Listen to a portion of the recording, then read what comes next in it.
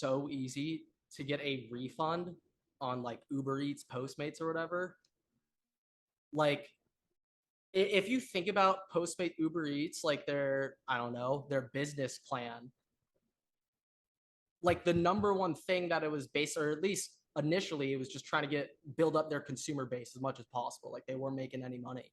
But now that like they are like profitable and stuff, you just want to keep your customers, And so you got to refund them if they complain.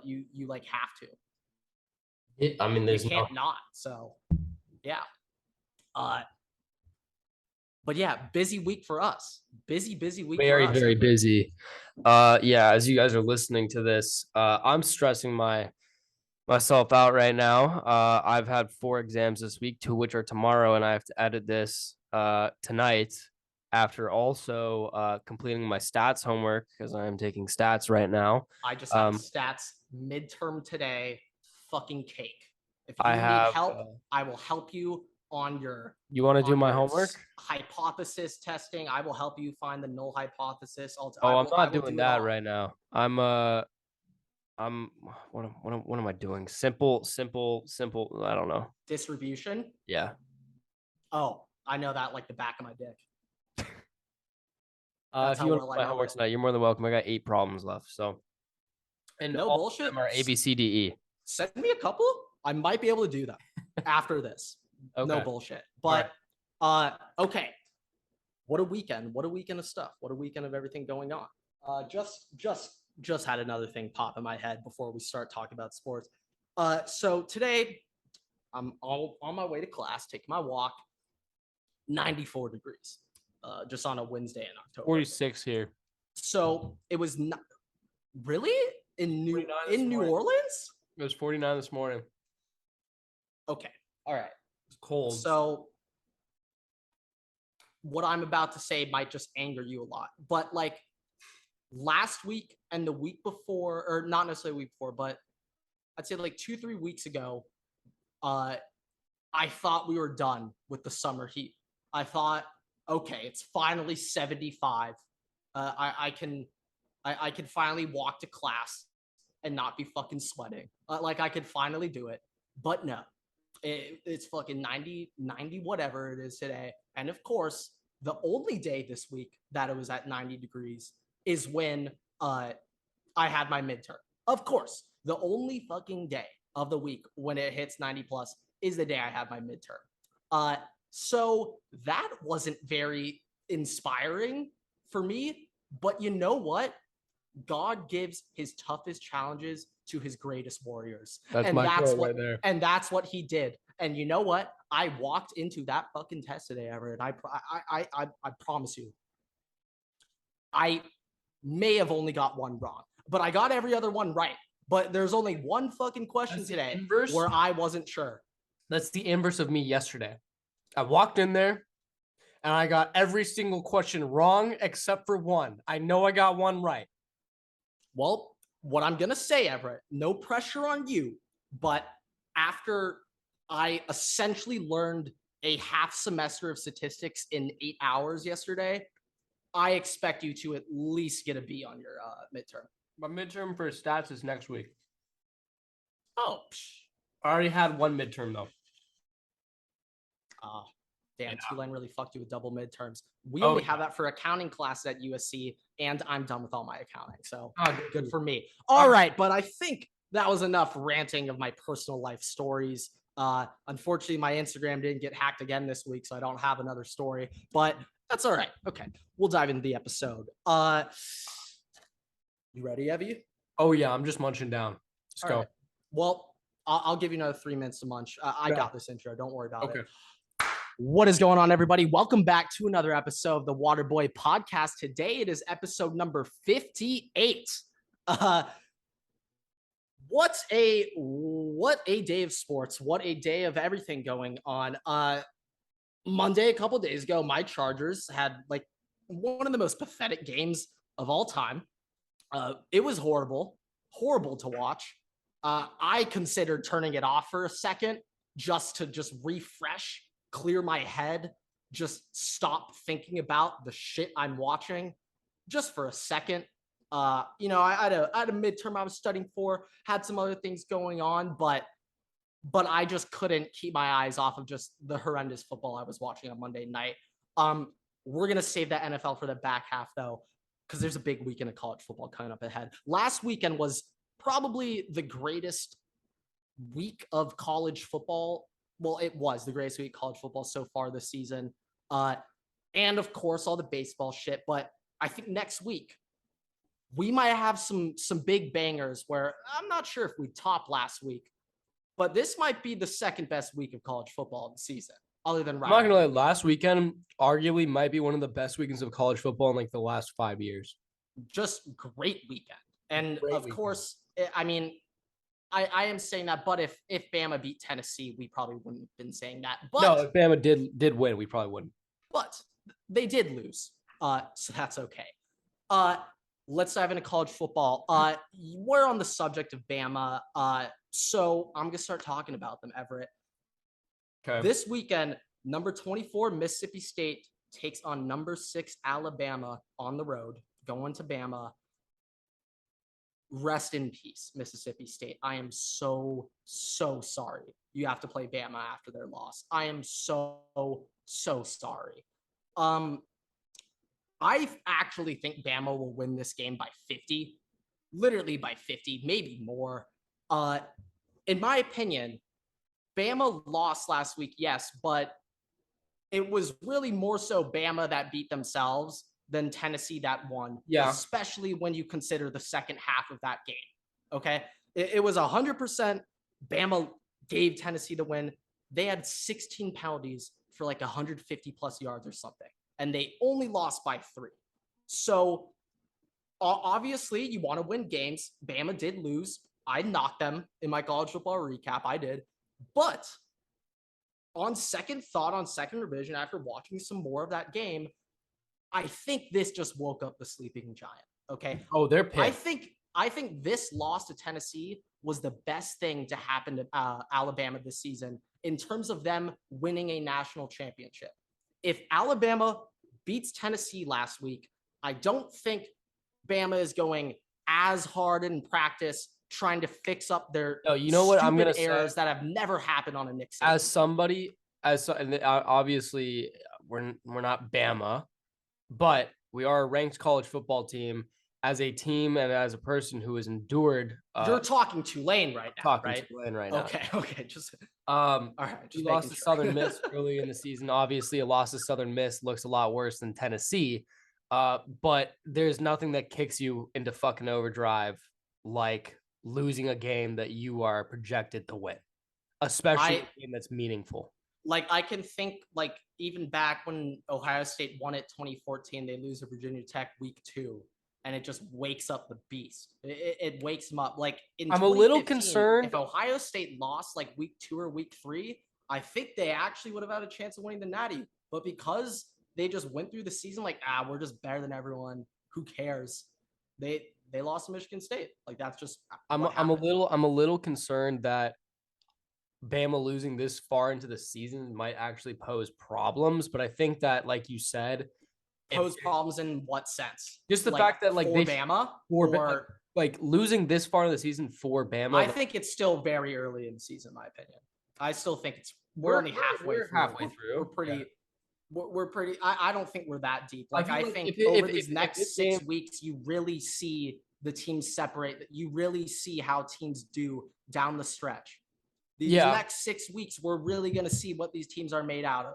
That's endurance right there. And the thing is, well, Bama, they only have 5 games left in their regular season. They've already played 7. They haven't had a bye yet. So Bama's going 5-0 to end the, no doubt in my mind. Is Bama's bye week this week? No, they're playing Mississippi State this week. And then, I mean next week, like Hollow weekend. Not entirely sure when. We haven't had a bye. But I just do know that Bama, the rest of their schedule is pretty fucking easy now. So they just got through their hardest stretch. I'm looking at the schedule for this week. I'm not looking at Bama specific. I know Bama is playing Mississippi State. Obviously, Mississippi State's still a ranked team, but my God, that might be the biggest bloodbath of the week. No, I legitimately like immediately after Bama lost, I was at home watching my brother, and the first thing we do, we look at each other. Monday practice is gonna be brutal. It's gonna be. I don't want to know what Saban did to the Bama DBs on Monday. I don't want to know what he did. I don't want to know what he did to them. Tennessee it definitely wasn't legal. I can guarantee that. It definitely wasn't legal. He definitely broke NCAA violations or violated NCAA guidelines during that Monday practice. But I don't knock the man for doing that. The same thing would happen at Ohio State. So I just think Bama is about to just start rolling. I feel terrible for UT Martin. They're catching Tennessee off after they beat Bama in Tennessee. No, I'm actually not that. You think they're going to be riding the high? So you think that Tennessee is going to be so like up on the high that it's going to be like a crash to reality, and they're going to come into this game and start losing? That was their biggest win in the past 15 years, Everett. There's no way Tennessee. That was the best version of Tennessee you'll see all season. Honestly, I agree with that, considering for like once again. And they're playing who? UT Martin. Do you think Hendon Hooker gives a fucking practice this week? It's a trap game. It's a trap game. Do you think they care? It's a trap game. Because they don't care. Exactly. They're looking on in the next week. And there is 0% chance Tennessee. There's 0% chance those players showed up this week in practice. No, this is like. Now I'm not saying take the UT I have Martin seen spread, I've seen it in so many different. I don't care what Tennessee does next week. I've seen it zero impact on my decision. I've seen it across so many different teams and so many different leagues. Like the Vikings 2017, that's what happened. This year, Tulane versus K-State. Next week, Southern Miss, we lost.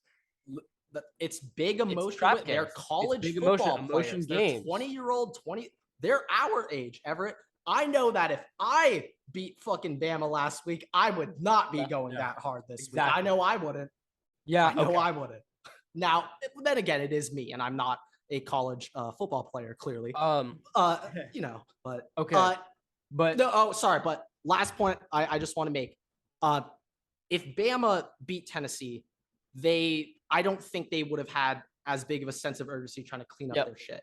But with that loss, I think now they're going to get their shit in order, and it's the best thing possible for them to win a national championship. Okay, so my game of the week, by the way, I've been looking through like the top 25 for this week. Outside of homecoming game, Tulane versus Memphis, outside of that game, my game of the week, Syracuse and Clemson. That's my game of the week. Over UCLA, Oregon. Okay. Over UCLA and Oregon. And over Kansas State, TCU. I thought you might be interested in that one. But I am interested in that one specifically because we need K-State to win. No, I know. And right. But the reason why I say Syracuse and Clemson, right? Out of all teams that are in the top 25, like obviously Tulane, no one thought that they'd be there, right? UCLA, nobody thought would be there. TCU, arguably, but maybe the back end. I mean, if you told me preseason TCU would be 6-0 start the year, I would have said no way. So, like Syracuse starting 6-0 off the year. This is going to be. I think it's the first time it didn't since '87. I think I got that right. I think you got it right too. They did just beat NC State. However, NC State's quarterback is out for the season. Didn't play at all that game. So I'm not necessarily counting that. This is going to be their biggest test of the year. Clemson has been playing phenomenally this year. They are 7-0 versus 6-0 Syracuse. I think you're going to really see if Syracuse is about it or not. And that's why it's my game of the week, because I'm just going to go on a limb and say Syracuse isn't about it. But I'm going to agree with as an Ohio State fan, nothing would make me happier than watching Syracuse beat Clemson. I agree with you. I promise you that. Nothing would make me happy. I think that other than Michigan losing, actually, that would Syracuse might. I think the Syracuse is going to lose. And that's why it's my game of the week. It's just seeing how things. Obviously, there are better games like TCU, K-State. That's going to be a great game. UCLA, Oregon. That's for UCLA's season, right? That's for Oregon. Either team. It's for both their seasons right now. That is for Pac-12. Now, I'm going to applaud you. I'm going to applaud you for going the different route, the non-mainstream answer. I'm going to applaud you for that. But I'm going to give the mainstream answer for game of the week. UCLA at Oregon. Oregon is a 6-point favorite at home. DTR versus Bo Nix in Eugene. Everett, what do you think is going to happen in this game? I have a pretty strong opinion on who I think. I have zero faith in Bo Nix. Zero. There's nothing. Oh, me neither. I have zero faith. I honestly neither, think brother.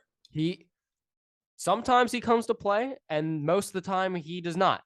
Most of the time, people wrote to him, and he did write back. Unlike so, yeah. People know what he's about, and he's not about it. So I think UCLA is very favored in this one. I would be taking UCLA to win. DTR absolutely just an athletic freak. He's been playing off the wall. So I think DTR this year has really stepped it up. I do too. I agree. Passing game, of course, we all know how good. I watched it in person. This could be taking a bit of a he is at the Coliseum last year, but taking a bit of a leap. I'm getting a call from Sirius XM. They really want my money, and I don't care for it. Are we going to radio? Is that for the Waterboy Pod? No, it's for my car. You gotta pick that shit up next time, Everett. You don't know. The only way that I'm gonna pay for Sirius XM is if they put Waterboy Pod on the radio. Yeah, damn straight. But we could do Waterboy podcast presented by I don't Sirius. know. I don't know if I'm taking a big leap, and obviously I know that this player, generationally is a collegiate and NFL talent. So when I say this comparison, take it with now I'm concerned what you're gonna say. I thought you were gonna say he's better than a current college quarterback, and I'd probably been like, yeah, fuck it, I'll go with that. I'm saying comparison, and I'm saying this not literally, but like, let's see. No, just say it. I don't know. I have no idea where you can go. DTR, does DTR not remind you a little bit of RG3 in college right now? Oh, okay. I'm not going Michael Vick. Don't worry about that. I was getting ready for you to say Michael, but actually, yeah, he reminds me of RG3 a little bit. So, I'm not entirely. To be honest, when I was watching RG3, like at that point, like I probably couldn't even tell you how to like divide numbers yet. So. We were in fourth grade. I honestly couldn't tell you much. We were in fourth grade about how good RG3 was. I'm gonna be honest. Just for reference, okay, his final year before he went in the draft, his junior year, 2011. Heisman year. 72.4 passing percentage, completion percentage, 4,000. That's actually crazy for that era. 4,298 yards. Okay, maybe not quite good. 37 touchdowns, 6 interceptions. And rushing, he rushed for 699 yards, 10 touchdowns, and he had 1 reception for 15 yards. All right, I hate to say it, but goddamn, what if that guy didn't tear his ACL? Just, who knows? Maybe the Washington Commanders would have never had to rebrand if he was still there. There's so many. Kirk Cousins would not be a starter right now in the NFL. By the way, arguably wouldn't. He might not even be in the NFL. Comparison, real quick. Through 6 games, DTR has 74.8% passing completion, 1,510 passing yards. 74.8, so 75%, 1,510 passing yards, 15 touchdowns, 2 interceptions, and he's rushed for 231 yards with 4 touchdowns.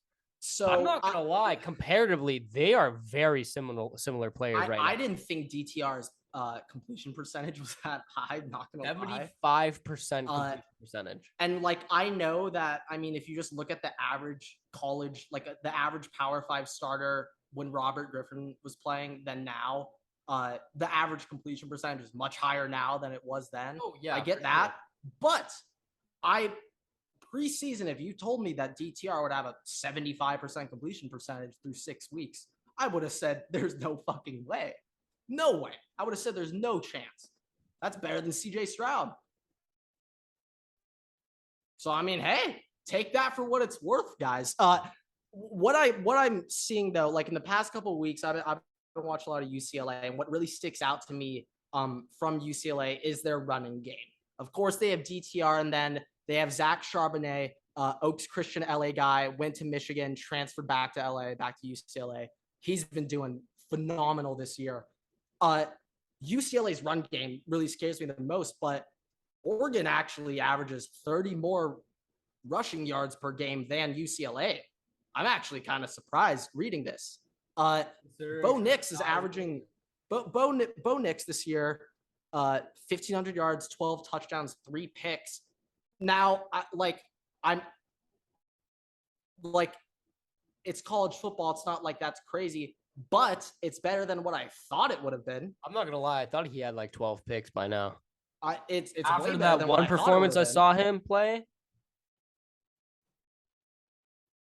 Yeah, and I mean, Oregon has scored 40 plus weeks every single week since Georgia.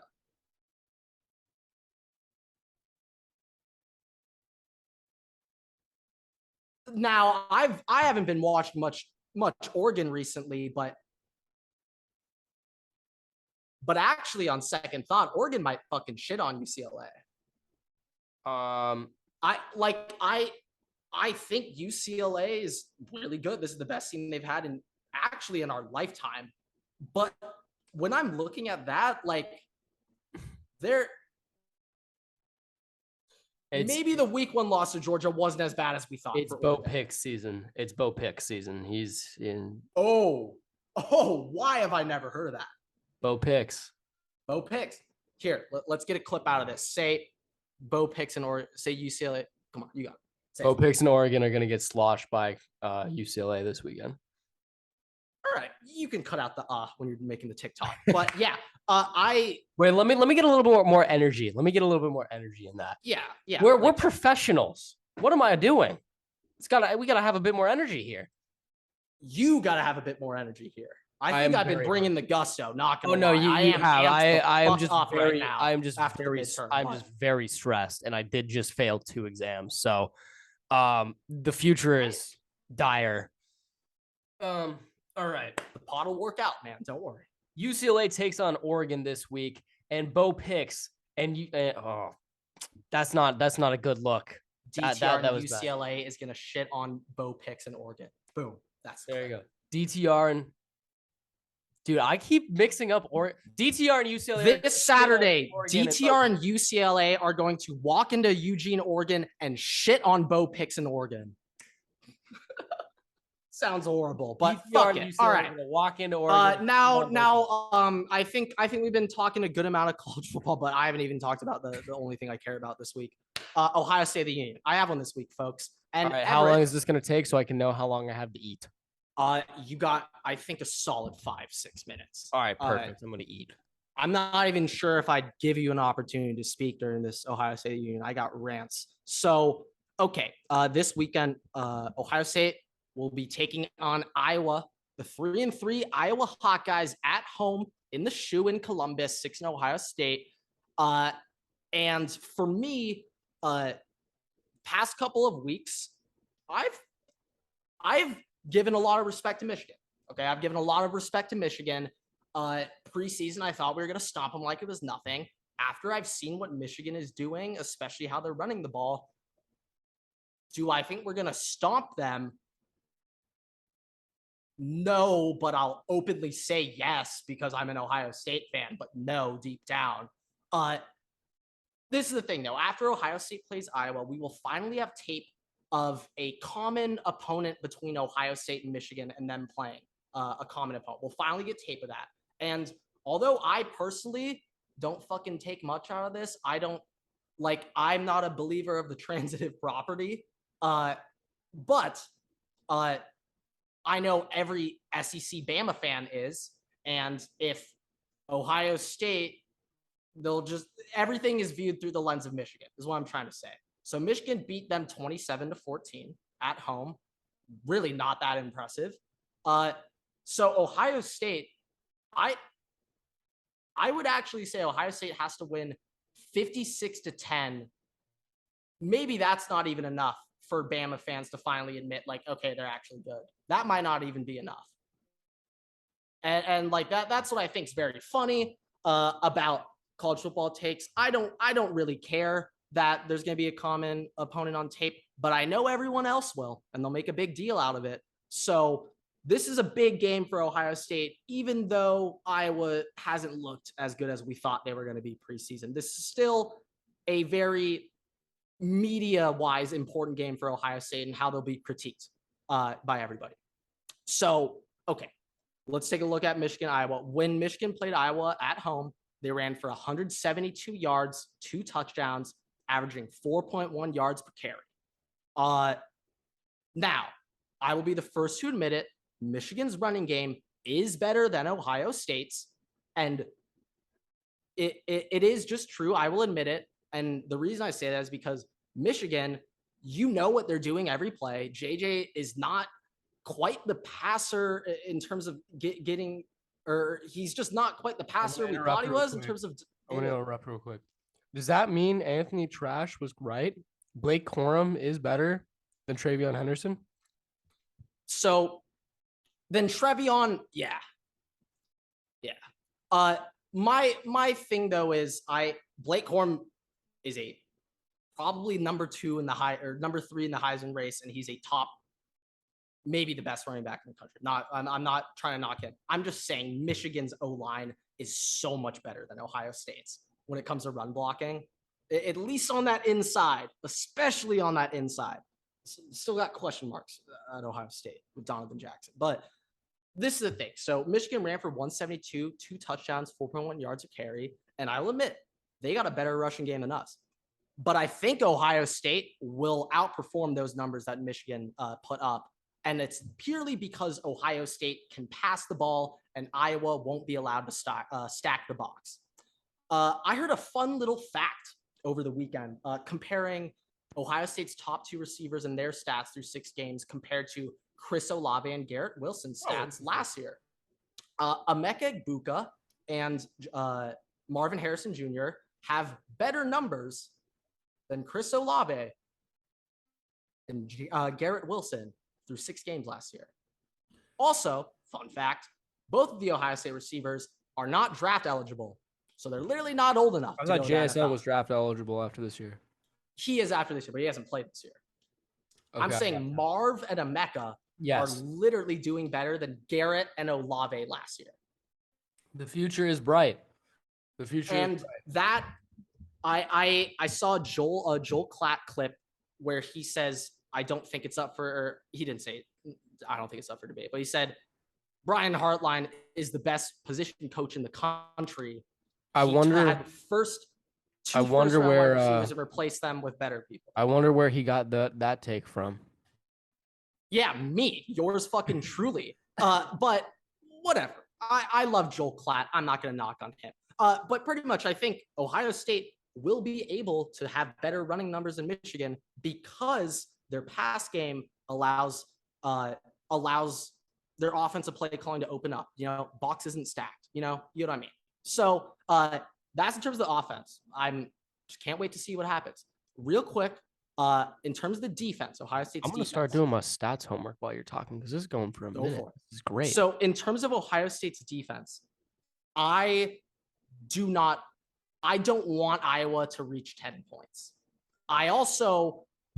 Screw it. I'm going to go on the line and say Iowa will not score 10 points this week. And clip? Yeah, clip it and post it. Iowa's offense is so fucking bad. Okay, Everett? They are so bad. You're going to love these numbers. This is going to make you chuckle. Spencer Petras, the Iowa quarterback, he doesn't even have 1,000 passing yards this season yet through 6 games. He only has 2 passing touchdowns and he has 3 interceptions. I'm actually surprised he only has 3 interceptions. Not going to lie. What the hell are they doing on offense? Is like they're just doing fullback dives the whole game? Well, we're gonna get to the second part of the offense, but that comes out to an average of 156 passing yards a game for the Iowa Hawkeyes offense. So, okay, Everett, I just told you their passing stats. So of course you would naturally assume that their run game must be pretty good, right? You'd assume that, right? It's probably like their quarterback run game or some shit. But you know what I mean? You'd assume their run game is right. Yeah. No, absolutely wrong. Iowa averages 82 rushing yards a game this season. I think Ohio State averages more rushing yards per game than Iowa does total offense per game. Yeah, No, my math's a little off. Michigan averages more rushing yards per game than Iowa does in total offense. So, hey, there's that to think about. There is that to think about, Everett. Where does Iowa stand in the Big Ten right now? Because I know at least a couple of years ago, they actually were a pretty good team. And now it just seems like everything's falling They apart. have been very good. Like, they have been very, very good. Kirk Ferentz has been one of the best coaches in terms of overperforming with the talent you have. He's done a phenomenal job of this season. They literally have no offense. And I'm not saying teams in the past of Iowa have had offenses, Now, but hold this year on. they really don't. Is this the same quarterback that they have had for a year or two? It's a brand new quarterback. Pretty sure Petrus. So the quarterback just sucks, or the scheme for the quarterback just sucks. Everything. So another fun fact: Iowa, their offensive coordinator, I don't know the guy's first name, but he's the son of Kirk Ferentz. Okay. So he hired his son as offensive coordinator, and Kirk Ferentz has came out and said multiple times, "I want my son to take over as head coach of Iowa when I'm done." And so, hey, I also learned in my meeting with Jake Stone, politics is a big part of football coaches. It is a big part of it. But the Iowa Hawkeye fan base and community, oh boy, are they not happy about Kirk Ferentz's son's job at offensive coordinator. I think, this is great. There was an interview of him, and they asked him, why don't you consider going to the backup? Spencer Petras really hasn't been performing. And he said Spencer's way, or he said something along the lines of our backup is so fucking bad. If we put him in, it'd be 80 times worse. Sounds like something. He didn't say that directly, but what he was saying, he alluded to, we don't have a backup. It sounds like this is our best option. He's taking the Ron Rivera. Oh my God, Ron Rivera approach to talking about your quarterbacks. Yeah, no, but it was just interesting to hear, interesting to take in and consider. And yeah, but that's my Ohio State of the Union. A little long. Sorry, Everett. No, it's fine by me. I'm just doing stats homework right now because you know how it is. You know the grind never stops. Yeah, get your equals norm.dist equals norm.s.dist if it's I'm doing distribution a standard right now. Yeah, great. You got all that shit, Everett. But okay, Everett, we'll transition into oh damn, Vikings are on bye week. You don't even have much to say for that. Nope, I have nothing. Fuck it. I know how to get you involved. Everett, why don't you tell us your record last week and your picks? Yeah, there we go. So keep in mind, last week we had a couple weeks. All right, we're getting into the bye week, so we're not going to have the same amount of teams in total, right? Because we were going 7-9, 10-6, right? So now we're on buys. Yeah, there's not 16 games every week anymore. I went 7-7 last week. My overall record's 47-47. Definition of mid. 47. I went 8-6. I'm now 52-42. I think that puts me 5 games above 500. Yes, I think. Yep. That'd be me. But yeah, I got a list of bye week teams. I came prepared. So, and these are all very interesting teams, which kind of sucks. But Bills, Rams, Vikings, Eagles, all on bye week. Those are all pretty entertaining teams to watch. But it's all right. A lot of stuff going on. First thing I want to talk about, Thursday night football. When this video is uploaded, Thursday night football will be actually tonight. One of the better primetime games we've had all year. I now arguably 2-4 records for both not of these great teams. Actually, no, I take that back. Entertaining.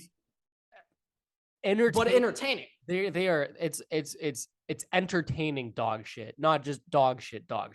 No, yeah, the last 2 Thursday night games have actually been some of the worst football games of all time. But we got Saints at Arizona taking on the Cardinals. Got some fun little info for you, Everett. So no Hollywood Brown. He's out for a month, I think. I think that's what I thought Hollywood Cliff Brown's said. out for the season. No, that's what they initially thought, but they said now it's only a month. Okay. But no Hollywood. Good news is Arizona got their other wide receiver, some guy named DeAndre Hopkins. I'm not sure if you've ever heard of him, but he is back this week. And I just want to point out that is my 10th round pick in our fantasy league. So not 5th round pick, so we know that he's going to do well. Unlike Yeah, Allen I mean, who knows? Robinson. Maybe Unlike instead of Allen the Robinson, fifth round by the pick, way. it's the 10th round pick. That's the smash for me. You have You got to it's double it. perfectly in the middle. You double it, and that's pick's gonna be elite. The fifth It makes rounder, a lot of the sense if you think streak about it. continues. It's been 6 years. Allen Robinson this year, your 5th round pick, absolutely dog water on the Rams. He did last week, but I dropped him and he's not on my team anymore, so I don't care. But yeah, D-Hop is back. And another thing I want to point out, Everett, once again, no Mikey T. Pretty sure Jarvis has been out for a while too. He also won't be playing. And no Lattimore. Guess who has Olave in our league? This guy. Oh, that's big. Oh, that's this big. guy. That's big. That's big. That is big. That is big. Jarvis might be back. I'll be honest. Nothing makes me more happy than seeing my baby boy blossom into a star this year. I love it. What about Garrett? How do you like him going from great with Joe Flacco to Zach Wilson not giving him the time of day? Was I not completely right about that? Now, no, I told you the same thing. Going on in the background, but that's just a reaction to fucking Zach Wilson being the starter for the Jets. I don't blame him either. I don't care if you're winning games, all right? You're not winning the Super Bowl this year. The only thing you can do to be in a position to compete is turn Garrett Wilson into fucking Devontae Adams, okay? And you're not going to do that by throwing to Elijah Moore, okay? Corey Davis. Now, I'm obviously fucking kidding. I'm actually blown away how the Jets have doing well. I think Zach Wilson is undefeated this season. Yeah, I'm kind of confused how that worked out. Yeah, I think they started 1-2. Now they're 4-2. I think that that streak continues this week as well. Yeah, I also picked them too. Yeah. But okay, we're saving the picks for later. But yeah, I love the Cardinals this week. D-Hop is back. People forget last year D-Hop was extremely hurt. Literally played the first half and then they sat him because he just couldn't play anymore. He's going to be the healthiest he's ever been. Like, no bullshit. I drafted D-Hop round 2 fantasy last year, so I was very attached. And he would literally score a touchdown on the first drive every single game, and then they just take him out. And then, like, week 7, he was like, all right, I'm done. And I wouldn't be surprised if the steroids was him trying to, like, get healthy, now that I think about it. A lot of times people use steroids to recover. So yeah, a lot of times people use it to recover, and then some other athletes use it for, like, hair or Tatis or whatever the fuck he did. But okay, I can't bash on the fucking Padres, and they came back today. They were down 4-0, and they fucking came back. I mean, that bodes well for the Dodgers streak. I don't want that streak to continue this year. If anything, I'd rather have it continue than not. I feel like that makes us look not good. To the Padres. Not to the Padres. Not to them. Can you? I don't know. It's a baseball. Can you imagine how Padre fans are going to react to the Dodgers if they win the World Series this year? Like, I don't think I would be able to stand it at all. It's gonna be a horrible winter, horrible offseason. Even into next season, it's gonna be horrible until the Dodgers remind them who's daddy. But it actually will not even get better until next postseason if we play and beat them. If we don't match up against them, then it continues for another year. Even if we win the World Series next year, but we just don't play the Padres, they still have that on us, which really hates me. Anyways, all right. Don't give a fuck about baseball anymore. I don't know why you had to bring up that shit, but all right. Okay. Something interesting this week. I don't think this is going to be a good game at all, but Colts at Titans. Okay, AFC South. I don't know a fucking thing. Now about this division. I think I don't know who's this good. Game is actually going to be a lot closer than you think. I think it's going to be close, but like 13 to 10. For whatever reason, the Colts without Jonathan Taylor have been playing better, which is interesting. Matt Ryan's playing better. He is back this week, and Shaq Leonard. Does that fuck things up for them? Maybe. I think that Derrick Henry is back in his groove though, and I mean Ryan Tannehill is back to sucking. So I mean I don't know what's new, but Derrick Henry is back, and that's a very big positive for the Titans, because when I say he's back, it's not like he hasn't played. It's that he's finally being used properly, getting the yardage that we're used to seeing him get. He's gonna go big. So I'm gonna save my predictions for later, but Shaq Leonard returning and Jonathan Taylor coming back definitely makes this a lot more interesting. I think we'll get to see what the Colts are really trying to do. I think Darius Leonard's only played one game this year. Yeah, and he got hurt he got a concussion. Yeah, so Darius Leonard's a difference maker. Like this game, I'll be honest, out of all these early morning slate games, nothing really appeals to me that hard. Lions, except the game I'm about to get into, but not Lions Cowboys. But Colts Titans, that game will have its own screen for me. Other morning game that I'm pretty interested in, Everett. Giants at Jags. Now, Giants are 5-1. Jaguars are 2-4. Yet Vegas still has Jacksonville as a 3-point favorite for this game. Everett, what does Vegas know that we don't? Why is Jacksonville favored in this game? I think that's deservingly so. I agree with them. I think that Jacksonville should be favored. And it's not because there's stuff we don't know. I just genuinely think that it's in Jacksonville. Jacksonville is a better team than expected this year. They've been playing hard. But the entire offense for the Giants goes through Saquon, and obviously Saquon's having a phenomenal year. But if anybody has been able to actually stop the run, I take that back. No, Duval has. Well, last week they didn't, but that Eagles game. Jacksonville only gives up 89 rushing yards a game. I would say that and Big Blue and the Giants defense is not ideal. I think that it's a get right game for Jacksonville coming into Jacksonville's territory. It's a game that, you know, Doug Peterson was in that division, has played the Giants lots of times, knows that team well, knows how they play. Obviously, it's different with Brian Daboll, but it's the same players. I expect the Jaguars to come out and kind of take the leads in that game. So, I've been very impressed with Giants past couple of weeks. Brian Daboll, just like it seems like the culture of the New York Giants is back. That to me seems like the most important thing for the New York Giants to establish this season. Get your culture right. Get just your team mentality in order. Have that in line, because past couple of seasons, I mean, New York, the Giants weren't playing as a team. It was just like, what the fuck are we watching, boys? But I'm seeing that passion on the sidelines still. I'm seeing that every week. It really seems like the players really fuck with Daboll, and I'm a big believer in chemistry among football teams, from head coach to players too. I think that's very important, especially in the NFL. Like Brandon Staley, that dude's relationship, I would assume it's non-existent with Khalil Mack. But hey, we're going to get into the Chargers in a second. But yeah, I am picking the Giants to win this game this week. Okay. Mostly out of fun. Mostly out of just like I'm riding the Daboll train. But I actually think the Giants. Now, I'm not saying they're winning their division, but like, fuck it. Why not make the playoffs? I actually thought that the Jaguars would be the underdog in this game. I still picked them. I think it's a get right game for Jacksonville. I think they're going to come back. We're going to see kind of how they were at the start of the season. So it's Doug Peterson's realm. He's played against the Giants. He's played against his players. He knows how they operate. Daniel Jones, I think, is going to be a liability this game.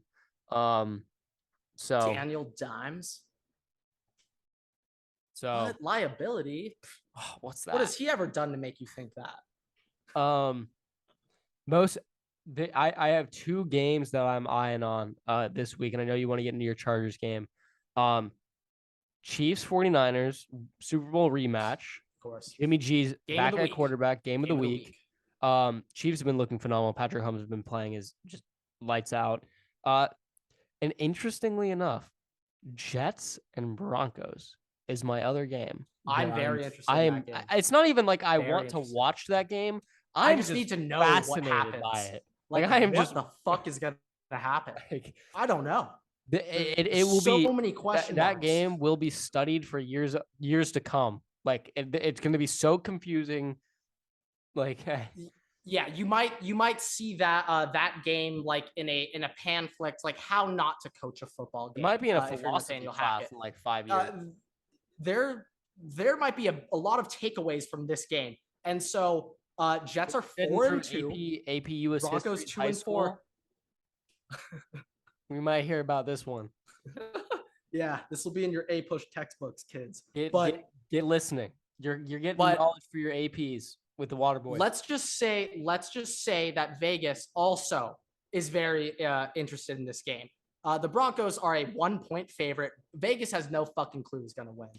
And also, the fact that Broncos only a 1-point favorite at home means if it was on a neutral site, the Jets would be favorited. So there's that, like, Vegas thinks the Jets on paper are better, but Broncos, once again, Broncos favorites. Broncos getting that favorite, given that boost from the preseason. Let's ride.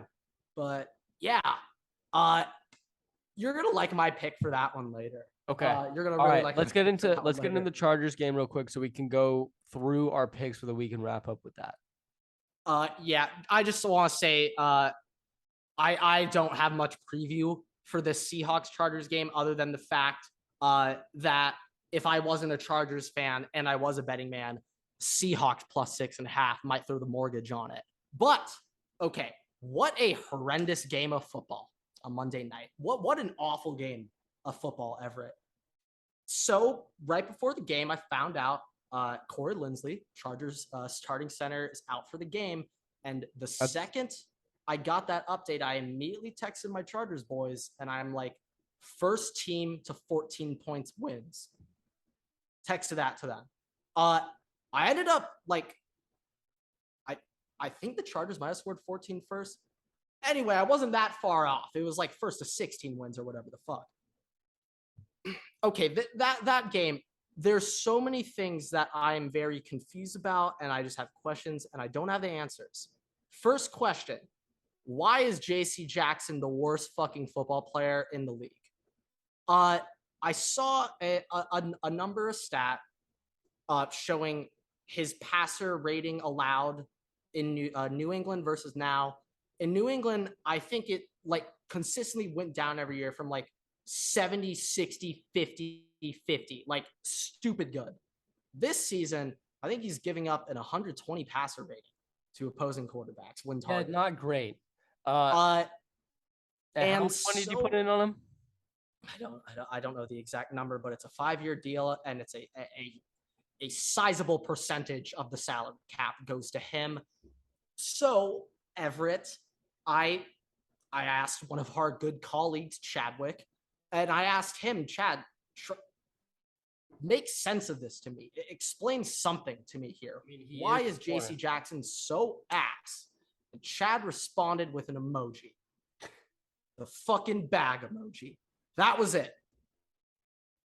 He is a man of both many and little words. And so when my Bolts signed him, I immediately was hitting up Chad like, holy fuck, we just got a lockdown guy.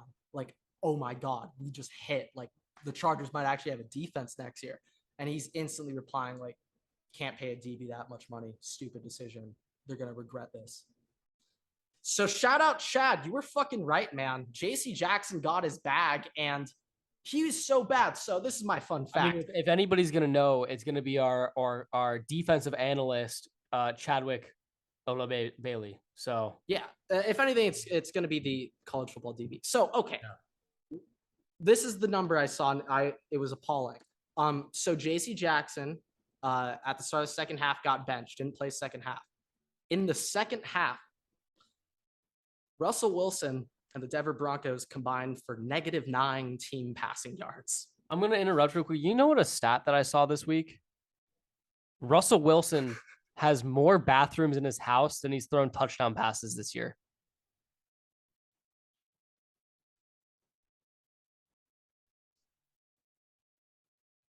Broncos country, let's die. Yeah, that's Russell Wilson. Continue with your statement. I'll be honest, I kind of just lost my train of thought. That's my bad. What the fuck was the stat I just said? It was appalling. Oh, The second half. -9 passing yards in the second half with J.C. Jackson not on the field. I mean, shit, Everett. Oh, you got a call? All right, I'll take over. Okay, boys, what I'm trying to say is I can't think of a more clear example of one player fucking over the defense as hard as that stat and that number that I just heard. I don't think I've ever heard of a way to just like prove how bad a player is to a defense on a team than the -9 passing yards in the second half with J.C. Jackson not on the field. So with that being said, now last week I was pissed at Staley, but I'm going to applaud him for sitting J.C. Jackson. Now that might have been like one of the only good moves he made in the game, but if J.C. Jackson plays that second half, Broncos might win that game by double digits. Like, really? Just because J.C. Jackson's so fucking bad, Everett. I've never seen anything like it in my life. Now, double digits, I may have gotten ahead of myself here. I think J.C. Jackson sucks ass, clearly, but I'm not confident we would have won. I'll trade you Patrick Peterson for him. No, I'm not sure if I'd take you up on that deal, but yeah, I mean, Chargers. Holy shit, man. Last thing I want to say about them, I saw a lot of people bitching about like Herbert. Every single throw is 2 yards. Why can't throw the ball downfield? Oh, it's almost like he has a rib injury. He physically can't. You can't. Well, I'm not that. Like physically, he actually can. The rib honestly hasn't even like hindered them that much.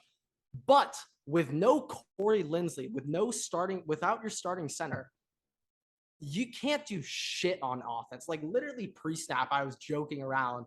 But like literally, I was thinking to myself, like, is anyone even going to call out the pass pro pre-snap? Is anyone even going to do it without Linsley? I don't even fucking know if they're going to call out. I'm not going to lie. The backups for the Chargers O-line are not it. They are not good. So I'm going to have to correct you on that one. The backup center's not it.